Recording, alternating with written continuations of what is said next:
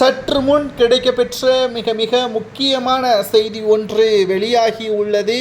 திராவிட முன்னேற்றக் கழகத்தின் மிக முக்கியமான நிர்வாகிகள் அதிமுகவில் இணைந்துள்ளது திராவிட முன்னேற்றக் கழகத்தின் தலைமைக்கு பெரும் பாதிப்பை ஏற்படுத்தியுள்ளது. 2026 சட்டசபை தேர்தல் திராவிட முன்னேற்றக் கழகத்திற்கு மிகப்பெரிய ஒரு தோல்வியேதான் கொடுக்கும் என்பதில் எந்த ஒரு மாற்று கருத்தும் கிடையாது. 2026 சட்டசபை தேர்தலில் நிச்சயம் அதிமுகவின் கூட்டணி வெற்றியடையும். அதற்கான ஏற்பாடுகளை எடப்பாடி பழனிசாமி அவர்கள் செய்துவிட்டார். தமிழகத்தில் முதல் முறையாக தேர்தல் நடப்பதற்கு முன்பாக முதலாவது அரசியல் சுற்றுப்பயணத்தை எடப்பாடி பழனிசாமி அவர்கள் ஜூலை 7ஆம் தேதி முதல் கோவையிலிருந்து அரசியல் பயணத்தை மேற்கொள்ள திட்டமிட்டிருக்கிறார். 21ஆம் தேதி வரை முதற்கட்ட அரசியல் சுற்றுப்பயணம் என்பதையும் அறிவித்திருக்கிறார். இந்த நிலையில்தான் முதல் நாள் சுற்றுப்பயணத்தன்று திமுகவில் இருந்து பல நிர்வாகிகள் அதிமுகவில் இணைவார்கள் என்று ஏற்கனவே கூறியிருந்தார். இன்றைக்கு முதற்கட்டமாக 75 நிர்வாகிகள் திமுகவிலிருந்து விலகி அதிமுகவில் இணைந்திருப்பதாக தகவல்களும் தற்பொழுது கிடைக்கப்பெற்றுள்ளது.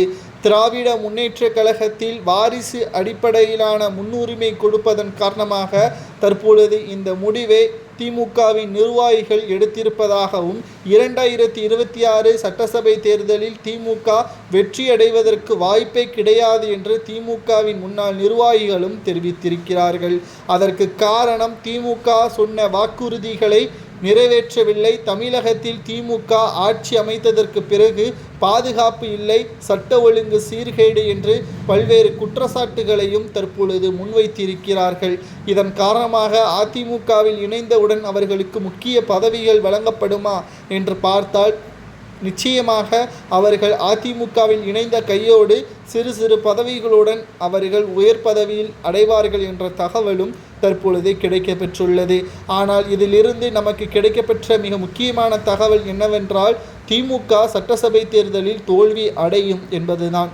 200 தொகுதிகளுக்கு மேலாக திமுக வெற்றியடையும். அதற்கான பணிகளை திமுகவின் நிர்வாகிகள் செய்ய வேண்டும் என்று கூறி வந்த நிலையில் கட்சியில் நாங்கள் வேலை செய்கிறோம், ஆனால் பதவி மட்டும் உங்களால் தர முடியாது, வாரிசின் அடிப்படையில் தான் பதவிகளை கொடுப்பீர்கள் என்றால் நாங்கள் ஏன் களத்தில் இறங்கி வேலை செய்ய வேண்டும் என்ற கோபமும் தற்பொழுது திமுகவின் நிர்வாகிகளுக்கு வந்துவிட்டதாம்.